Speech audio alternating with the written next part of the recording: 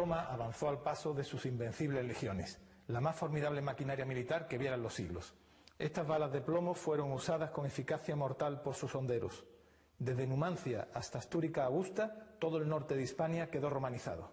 Hoy conoceremos la historia de esta conquista. Bienvenidos a Arqueomanía.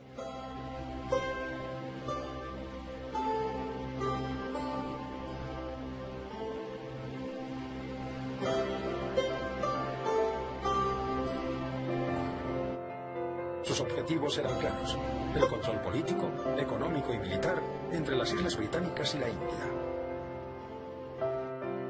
Para ello puso en marcha la maquinaria militar más grande vista hasta entonces. Al llegar a la península ibérica, que ellos llamaron Hispania, esta maquinaria se encontró con importantes dificultades. Pero al final lograron su objetivo: el dominio total.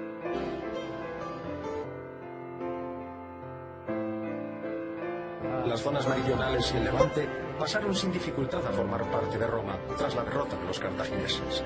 Su estilo de vida y sus habituales relaciones con gentes del Mediterráneo quizá fueron la razón. Pero las dos mesetas y el norte fueron harina de otro costal.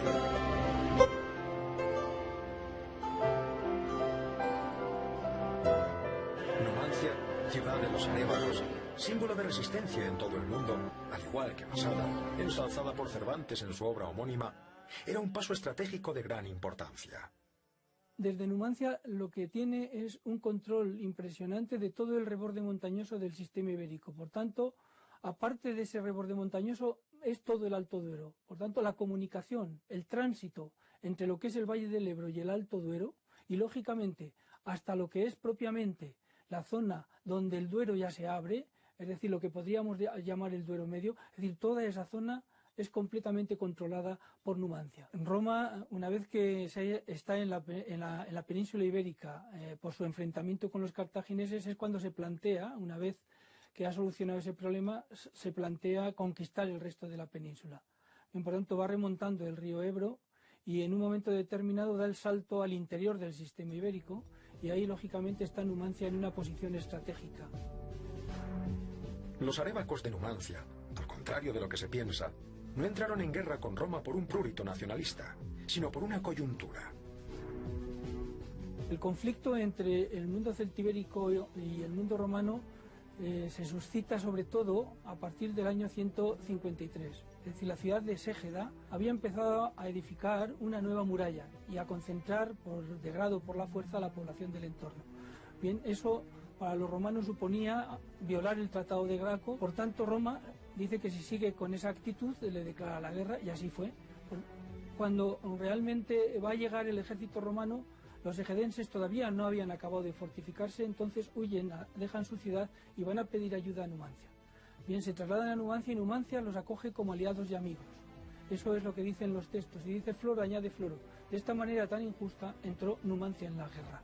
Por tanto, desde el año 153 hasta el año 133, que es cuando cae Numancia, Numancia estuvo en pie de guerra. No fueron años de continua lucha todos, pero sí en pie de guerra contra los romanos, hasta el cerco de Escipión. Es decir, Escipión tiene que venir, con un poderoso ejército. Estamos hablando de 2 ejércitos consulares, estamos hablando de 50 a 60.000 hombres, para montar un férreo cerco en torno a la ciudad. Estamos hablando de 7 campamentos unidos por una potente muralla entre sí, aprovechando la dificultad que proporciona, o la defensa que proporciona naturalmente los ríos. Los romanos se referían a la manera de combatir del mundo celtibérico como concursare.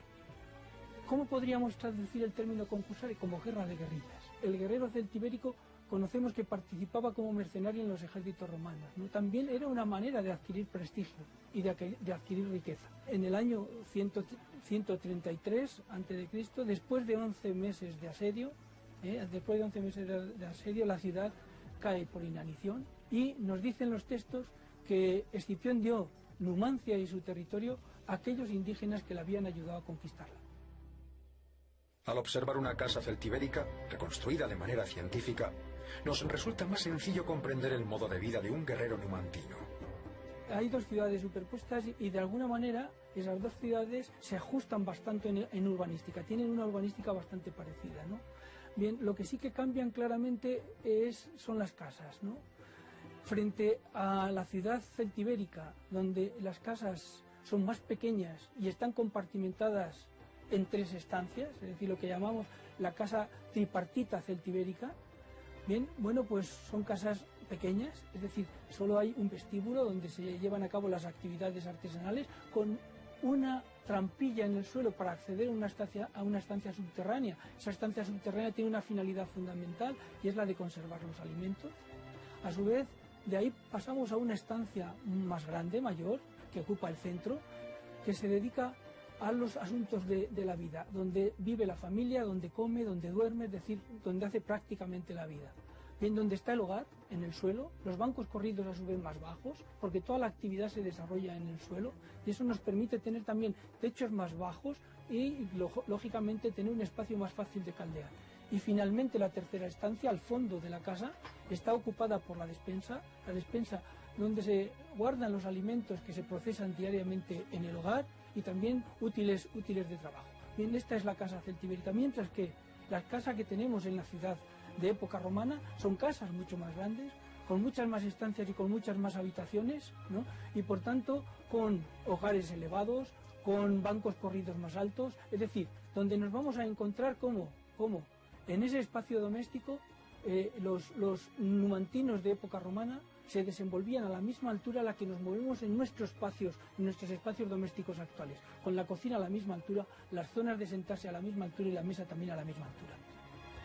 Numancia ha pasado a la historia y al imaginario colectivo. Lo verdaderamente curioso es que ya lo había hecho hace 2000 años. Nos dice algún autor que los romanos fueron los que se sintieron conquistados por la gesta numantina.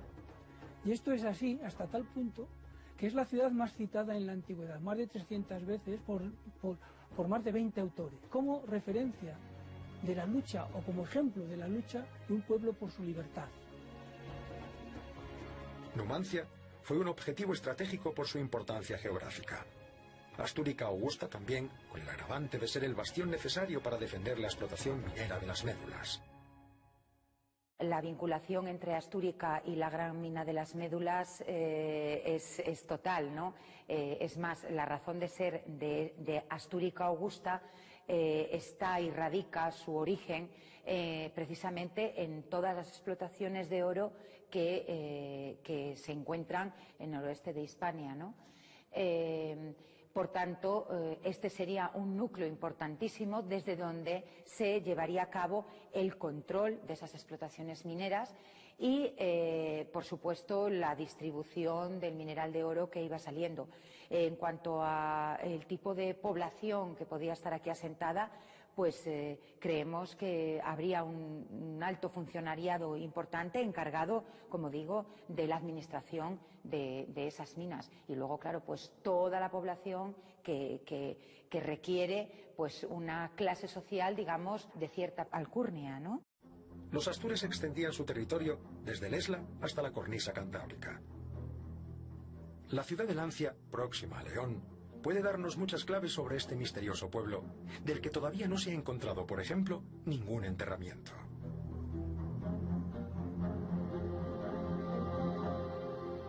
Cerca de Astorga, en Castrillo de los Probazares, se está excavando otro yacimiento astur con estructura urbana. Astorga era el punto de enlace de Ártabros, Astures y otros pueblos del norte. Los generales romanos se tomaron muy en serio el control de esta región y plantaron sus reales construyendo un enorme campamento. Las pruebas de naturaleza arqueológica que, digamos, documentan el nacimiento de este asentamiento datan de los años 15-20 a.C., con la instalación de un campamento militar. En ese campamento militar estaba asentada una legión, creemos, la Legio Décima Gémina, ya que todos los, digamos, las pruebas de índole, sobre todo epigráfica, nos conducen a esa legión. Y ese campamento está en uso hasta aproximadamente el cambio de era, en el momento en el que se abandona el campamento militar y aquí surge un núcleo civil, es decir, una ciudad que será Astúrica Augusta. Para encontrar las evidencias de la fundación de Astúrica Augusta, hay que visitar el subsuelo de la ciudad. Las evidencias arqueológicas del primer asentamiento, que sería el campamento de la Legio Decimagémina, lo tenemos delante y son ni más ni menos que los fosos que formaban parte del sistema defensivo del campamento legionario. Al fondo tenemos también los restos de la primera muralla urbana, que se construye precisamente sobre la amortización del foso interior. Y finalmente ya la tercera fase que observamos en este lugar sería esta calle magnífica que conserva unos muros con un alzado importante y al fondo las escaleras de acceso a la ciudad. Otros ingenios urbanos, como el alcantarillado, se encuentran en un magnífico estado de conservación. En los sótanos de algunos edificios, junto a la muralla, se pueden visitar otras estructuras de la vieja Astorga. En la banda occidental del foro de Astúrica se abría una sala de planta rectangular con una cabecera absidiada que ocupaba una posición privilegiada dentro de este lateral oeste del foro. Además, en este caso presenta la peculiaridad de que está dotada de un pavimento de lo que denominamos opus sectile, que está compuesto por placas de mármol de diferentes colores y con un diseño geométrico. Entonces, bueno, sabemos que era un aula, una sala que tenía cierta importancia dentro del conjunto forense, donde probablemente pues, se reuniera la curia conventual y demás. Y es que la vida cotidiana, la intrahistoria, también ha quedado en los restos arqueológicos de Astúrica Augusta. Lucio Valerio era un adivino. Él investigaba o adivinaba el futuro por el vuelo de las aves. Era un augur. Y además, en este caso, el pobre hombre era tartamudo y fíjense ustedes que lo dejaron escrito para siempre en su lápida. La que está ocupando una posición central es una lápida funeraria también de un gramático, un profesor de enseñanza secundaria que, bueno, pues que impartía la enseñanza, se le denominaba gramático, pero impartía además de gramática, lengua latina y griega, también lecciones de historia, astronomía, etcétera. Lo que es evidente es que el declive de Roma trajo consigo el ocaso de Astorga. Porque el imperio en su totalidad entró en una grave crisis. Esa crisis, en el caso de Astúrica, se ve acentuada por el declive de las explotaciones mineras de las minas de oro. Y por otra parte, bueno, pues la amenaza de los pueblos bárbaros que venían desde el norte, ¿no? Lo mismo sucedió en Tarragona y en Cartagena. La sombra del imperio fue alargada, pero también fue un motor de civilización.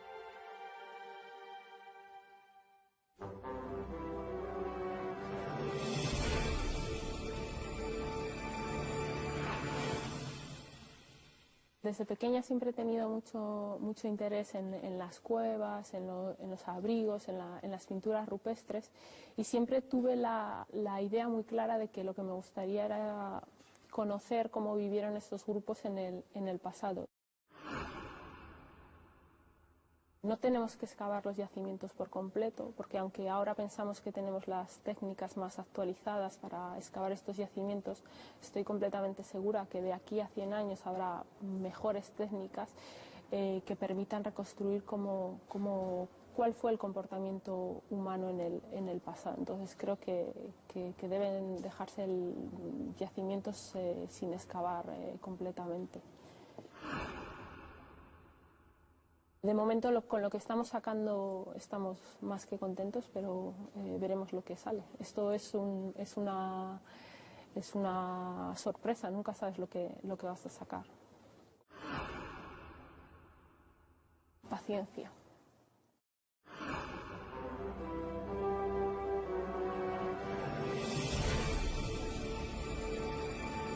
Esta bellísima ermita de Santa María de Tiermes se construyó en el siglo XII sobre una antigua ciudad levantada muchos siglos antes por los arébacos, un pueblo celtíbero, orgulloso y guerrero que se enfrentó ferozmente al avance romano. Las ruinas de Tiermes se encuentran enclavadas entre los bosques de encina, pinos y enebros del sur de la provincia de Soria. Su historia va unida a la cercana Numancia, también arébaca y símbolo de la resistencia a Roma. 2000 años después, aún nos estremece la fiereza de aquellas guerras celtibéricas. El historiador romano Apiano nos cuenta cómo el cónsul Tito Didio derrotó a los arévacos tras más de 50 años de lucha, matando a 20.000 de ellos. Tiermes, ciudad siempre hostil a Roma, tras resultar vencida, tuvo que bajar del cerro al llano, al tiempo que se le prohibía edificar muralla defensiva. Derrotadas Numancia y Tiermes, las formidables legiones romanas tuvieron expedito el Valle del Duero y el camino hacia las ricas minas de oro del norte. Comenzaba el proceso de romanización y la indómita Tiermes también terminó adoptando la cultura, costumbres y leyes de sus conquistadores. La arquitectura de la ciudad evoluciona y se hibrida. La primitiva ciudad celtíbera se dota de espacios públicos, termas y foros al gusto romano. Una de las cosas que más llama la atención de Tiermes es su arquitectura rupestre, que es muy original y además muy bonita. Acabamos de entrar por la Puerta del Sol con Cesario Pérez, profesor de arqueología, y nos encontramos con estas llamativas gradas de piedra. ¿Cómo interpretamos esto? ¿En dónde estamos ahora mismo? Bueno, estamos en un graderío, no cabe duda, y se han dado muchísimas interpretaciones. O sea, si nos retrotraemos a distintos autores, a Sentenach, a Calvo, etcétera, lo han considerado teatro, lo han considerado anfiteatro, incluso un santuario celtibérico en algún autor. Lo que no cabe duda es que es un espacio público. ¿Pudo ser previo a la romanización? Pudo ser, pero es complicado. O sea, ahora mismo en Tiermes, al menos lo que yo veo y conozco, es que efectivamente el pueblo arévaco pudo tal, pero fundamentalmente, y como ya decía José Luis Argente en su momento, yo pienso que la mayoría del aprovechamiento de esta roca es romano, en época romana. Llama la atención como un pueblo tan feroz, ¿no?, que junto con sus hermanos numantinos se resisten al poder romano, como terminan siendo tan romanizados en su arquitectura, en sus costumbres, en sus útiles. Bueno, se enfrenta a un gran imperio, pero además el imperio romano, independientemente del enfrentamiento, lo que hizo muy bien fue asimilar estos pueblos e integrarlos en su propia estructura, y eso los romanos lo hicieron y lo hicieron muy bien. Las evocadoras casas rupestres, como la de las Hornacinas, otorgan una extraña personalidad a la ciudad. Excavadas en la roca arenisca, bajo los imponentes restos de las termas, nos hablan de aquellas familias que se romanizaron sin querer olvidar sus ancestrales raíces celtibéricas.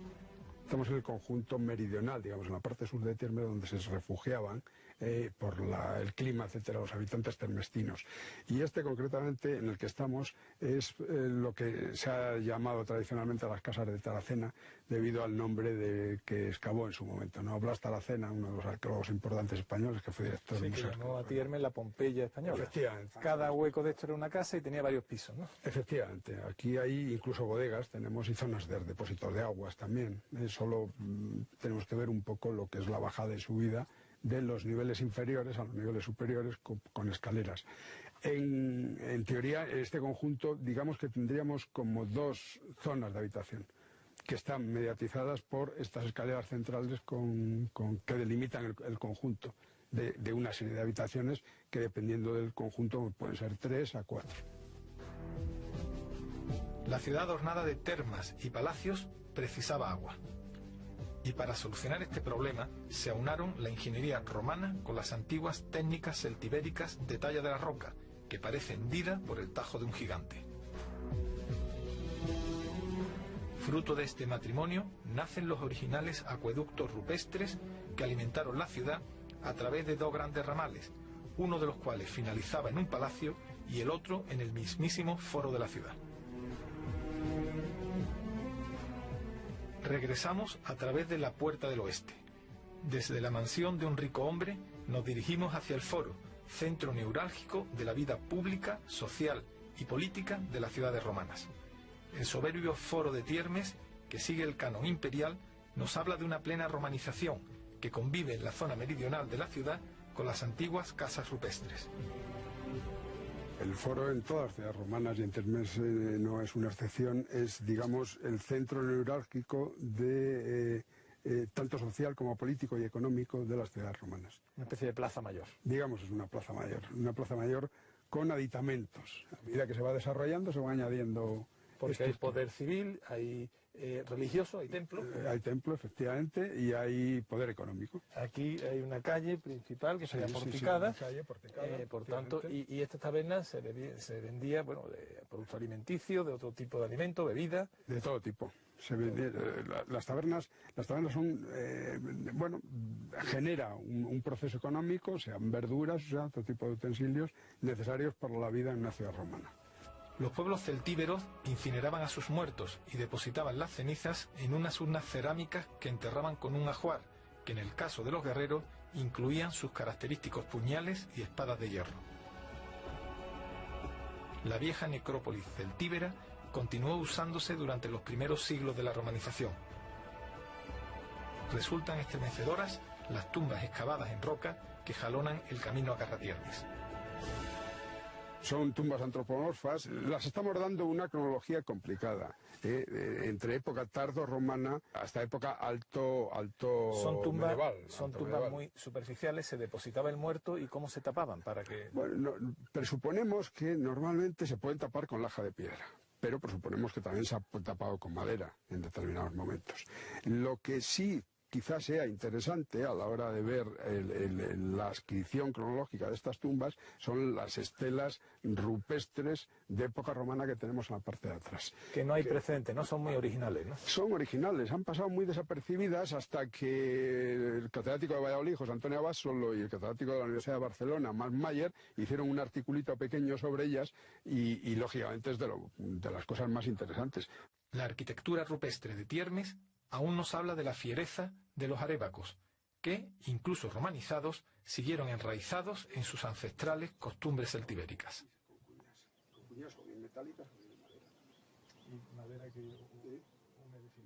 Cuando hablamos de arqueología pensamos siempre en el trabajo de campo.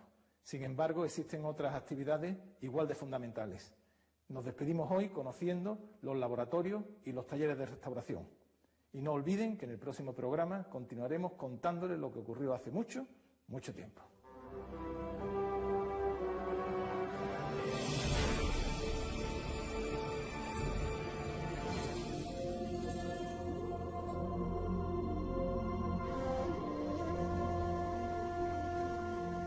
La arqueología le otorga corporeidad a la historia. Es su cara física, palpable. Los restos arqueológicos son interpretables, pero están ahí. No son una versión de nada. No son un relato de fuentes lejanas o interesadas. Son objetos o edificaciones que un día formaron parte de un presente que nos queda más o menos lejano. Resulta sencillo identificar la arqueología con una labor romántica. El arqueólogo es ante todo un descubridor. Es una persona que deja todo en la vida por perseguir el sueño de una civilización antigua o del eslabón perdido. Así, en muchos casos, es la imagen que conservamos de los arqueólogos.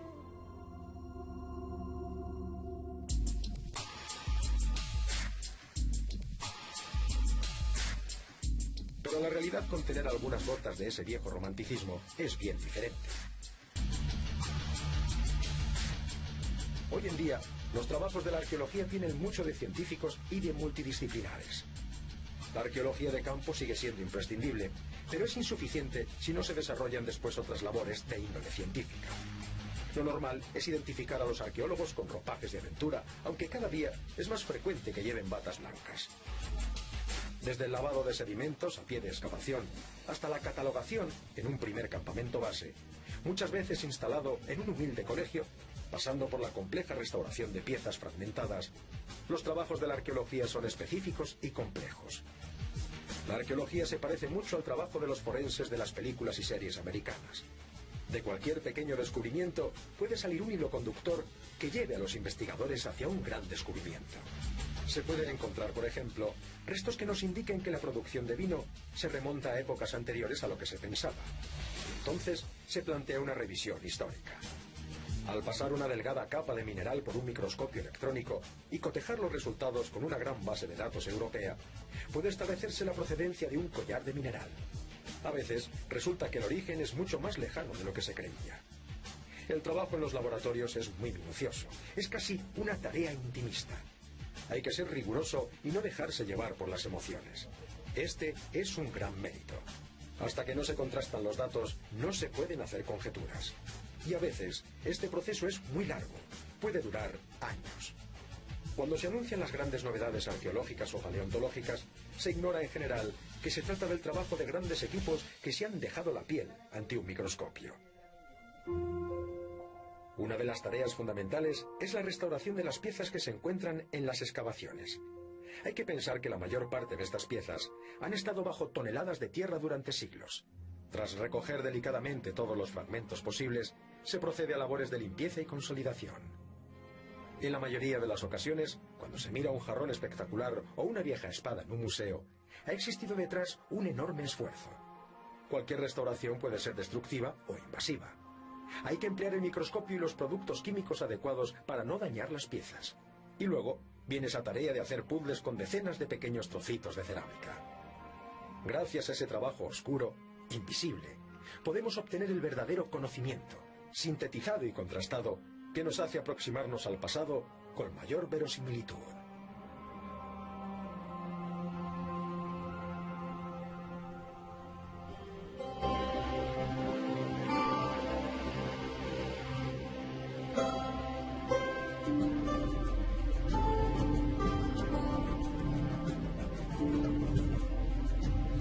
Se plantea conquistar el resto de la península. Por tanto, va remontando el río Ebro y en un momento determinado da el salto al interior del sistema ibérico y ahí, lógicamente, está Numancia en una posición estratégica. Los arévacos de Numancia, al contrario de lo que se piensa, no entraron en guerra con Roma por un prurito nacionalista, sino por una coyuntura. El conflicto entre el mundo celtibérico y el mundo romano se suscita sobre todo a partir del año 153. Es decir, la ciudad de Ségeda había empezado a edificar una nueva muralla y a concentrar por... Bienvenidos a Arqueomanía.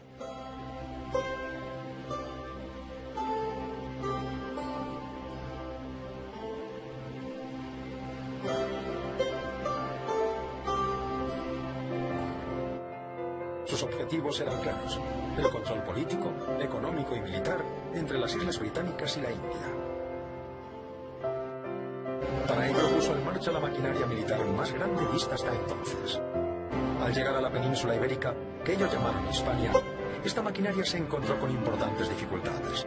Pero al final lograron su objetivo: el dominio total.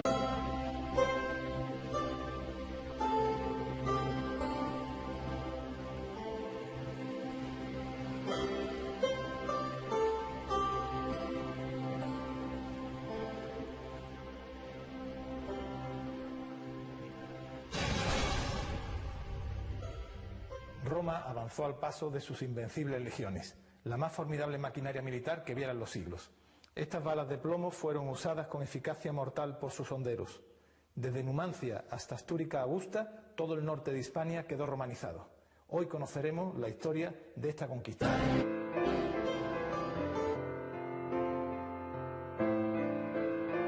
Las zonas meridionales y el Levante pasaron sin dificultad a formar parte de Roma tras la derrota de los cartagineses. Su estilo de vida y sus habituales relaciones con gentes del Mediterráneo quizá fueron la razón. Pero las dos mesetas y el norte fueron harina de otro costal.